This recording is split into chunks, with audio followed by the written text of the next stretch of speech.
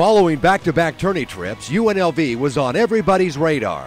Lon has just done a phenomenal job, and I think outside of UCLA, he's probably got it rolling better than any program in the West Coast. You know, I've told our players this. It's a compliment to me to be able to put a team on the floor with him. And the most important feature he brings is the man. He's such a quality class guy. My objective is to try to get Coach Kruger another job, get him out of the league.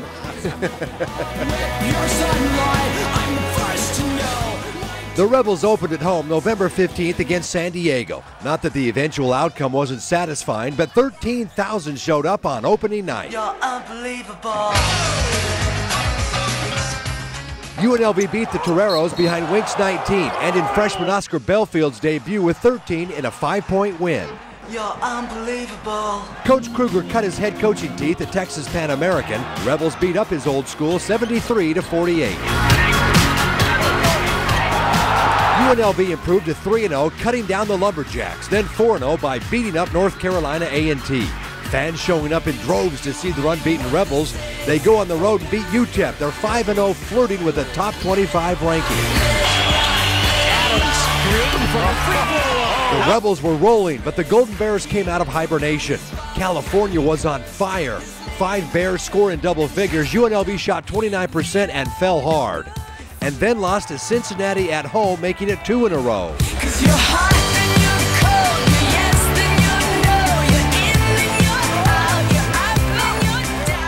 Rebels would heat back up. A trip to Fresno, where Dara Santee scored a career-high 21, and at Reno, where Rene Rougeau notched a double-double, 19 points, 13 rebounds.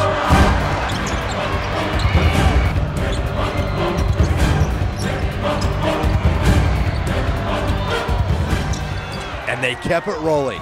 Following road wins, UNLV was winning at home. Wins over Western Michigan and Santa Clara set the stage for a huge home game against Arizona.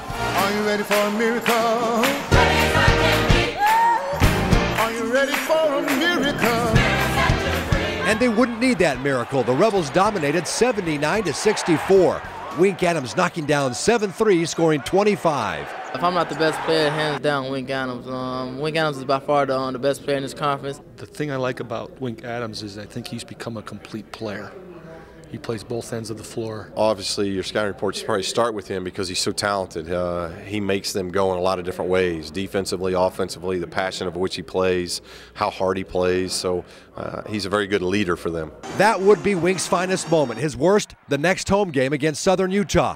Rebels won, but without Wink. Pulling a muscle, crumbling in pain, failing to score for the first time. All this with a trip to nationally ranked Louisville up next.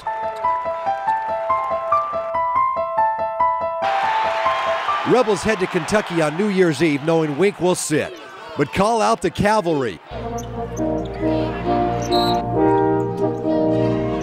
UNLV conceding nothing. Stunning developments, Rebels winning, dominating the first half, hitting those big shots. And when the dust had settled, Rebels win the game!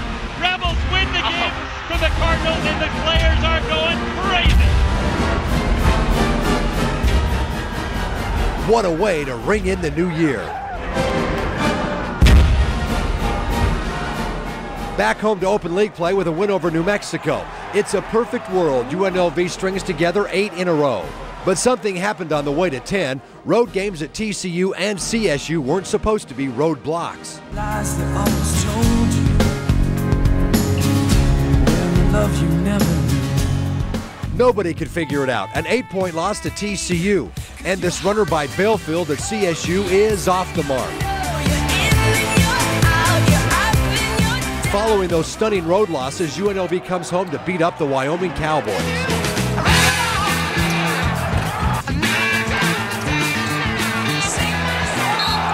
Then it's off to BYU, where the Cougars supposedly never lose, except when they meet the Rebels on a cold night in January.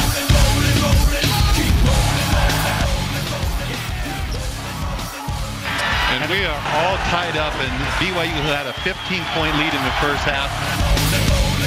The Rebels rolled right past BYU, winning 76-70, and then kept it rolling with a home win over Utah.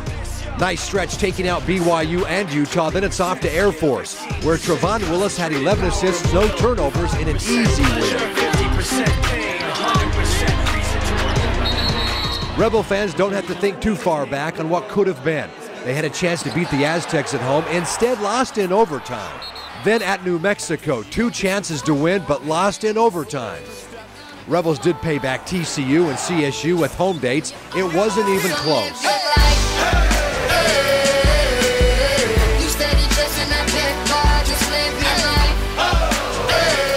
At Wyoming, UNLV watched Brandon Ewing play the game of his career, scoring 29 points, and the Rebels fell 77-68. The only way to get rid of that bitter taste is to play BYU. First Thomas and Mack sell out in over a decade as UNLV edges the Cougars. The Rebels are going to win the game. Winkle's dribble it out, and Wink Adams dribbles it out, and the Rebels escape with a 75-74 victory over BYU. Wink Adams led 4 Rebs in double figures as UNLV sweeps the season series with their friends from the north. Down the home stretch with UNLV at Utah, Rebels falling behind big.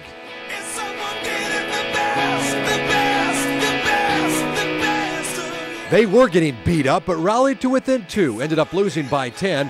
Home now to face the Air Force on senior night.